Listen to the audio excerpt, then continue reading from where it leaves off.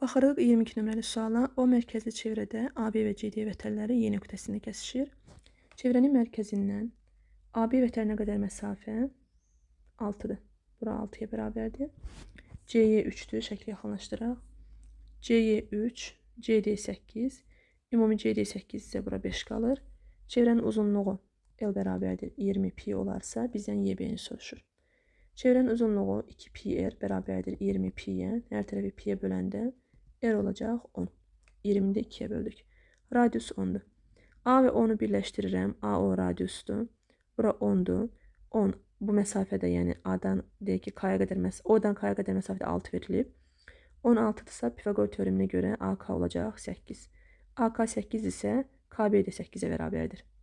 K-dan B-yə qədər 8-ə bərabərdir. Bizə nə soruşulur? Bizdən YB soruşulur. Deməli, K-dan B-yə qədər də ümumi bura yazıram. 8-ə bərabərdir.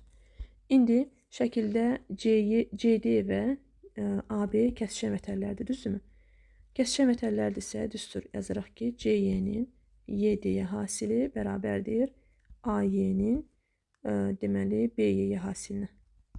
AY-nin BY-yə hasili. CY-miz 3-dür, DY-miz 5-dir. AY ümumi AB 10-dur, 10 yox daha doğrusu. 8, 8, 16'dır. Elə bil ki, bura bir rəngi dəyişim. Bura bir x yazıram, bura x yazıram. Ümumi bura 16 daxil.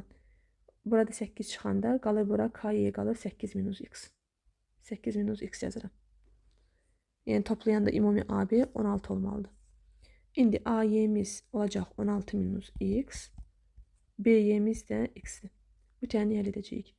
16x minus x kvadratı minus 15 bərabərdir 0. Hər tərəfi mənfiyə vuranda ardıcıl ədədlər olduğuna görə burada 1 və 15'dir. Cəm 16 hasil 15 verməlidir.